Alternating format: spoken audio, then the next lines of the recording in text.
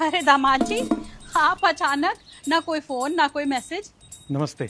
नमस्ते नमस्ते, आइए अंदर आइए। अंदर नहीं जाएंगे। क्यों? क्योंकि इन्होंने कसम खा रखी है। कसम? हाँ, जब तक आपकी बेटी इनसे हाथ जोड़ के माफी नहीं मांग लेती, ये आपके घर की दहलीज भी नहीं चढ़ेंगे। ऐसा है क्या दामाद जी? बताओ, ये भी कोई बात हुई? पति पत्नी के मामूली झगड़े में कसम खा लिया आपने? मामूली झगड़ा था वो। मामूली नहीं था तो क्या था? ईरान और अमेरिका का युद्ध था। आप ही बताओ भाई साहब, आप भी तो शादीशुदा हो। कुंवारा हूं मैं अभी तक। अरे हो, लग तो 2 बच्चों के बाप रहे हो। खैर छोड़ो, आपको पहले कभी नहीं देखा इनके साथ। जी मैं वकील हूँ। इन्हें क्यों लाए हो दामाद जी? इनकी जरूरत पड़ी है इसलिए आए हैं। अच्छा, मतलब अब आप मेरी बेटी से कानूनी लड़ाई लड़ोगे? इतने सालों से लड़ाई ही लड़ रहा हूँ, अब ये लड़ाई खत्म करनी है, इसलिए कानून को साथ लेके आया हूँ। मतलब अधिकारी जी ने आपकी बेटी को डिवोर्स का नोटिस देना है। अच्छा, तो आप डिवोर्स दोगे मेरी बेटी को? इतनी छोटी सी लड़ाई के लिए? लड़ाई छोटी थी और मैं भूल भी जाता, लेकिन एक बात बताइए, 20 दिन हो गए, ना एक फोन किया ना कोई मैसेज किया। आपकी बेटी को थोड़ी भी चिंता है कि ये ग्राम विकास अधिकारी कैसे रह रहा है, कैसे खाना पीना बना रहा है? वो तो अपना यहाँ मायके में आराम से बैठी हुई है बस।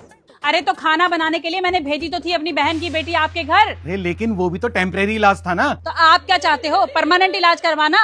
हंसती खेलती शादी को खत्म करवाना चाहते हो आप? अरे इतनी बात क्यों कर रहे हो आप? ये नोटिस थमाओ ना। ये अच्छा नहीं कर रहे हो आप दामाद जी, बता रही हूँ मैं। लो, एक बार पढ़ लो। अरे ये क्या कर दिया आपने? नाम क्या तुम्हारा? अरे जो भी नाम है, जब तुम इनकी शादी में नहीं आए थे तो शादी तुड़वाने के लिए कहाँ से आ गए? वकील हैं ये, और वकील होने के नाते जो इनका काम है इन्होंने वो किया। ये काम तो मैं भी कर सकती हूँ, लेकिन कुछ सोच कर ही चुप हूँ। अरे पति पत्नी का झगड़ा दिन रात की तरह होता है, जब तक दुनिया है ये झगड़ा भी रहेगा। अरे तो ये बात अपनी बेटी को भी समझाओ ना। अरे बीवी किसकी झगड़ा नहीं करती, लेकिन पति होता है कि चलो 2-4 प्यार की बातें करता है और हो गया। एक ग्राम विकास अधिकारी कभी प्यार व्यार की बातें नहीं करता। नहीं करता तो सीख ले, क्योंकि जब तक मैं जिंदा हूँ तब तक तो उसे समझा समझा कर भेज रही हूँ, लेकिन बुढ़ापे में अगर ऐसा करोगे ना तो फिर अकेले ही रोटियां बेलनी पड़ेंगी। अकेले तो रोटी बेल ही रहा हूँ और आगे भी बेलूंगा, लेकिन अपनी बेटी से ये कह देना आप कि अब वहाँ आने की कोई जरूरत नहीं है, यहीं रहे चुपचाप। वकील किसने बना दिया तुम्हें?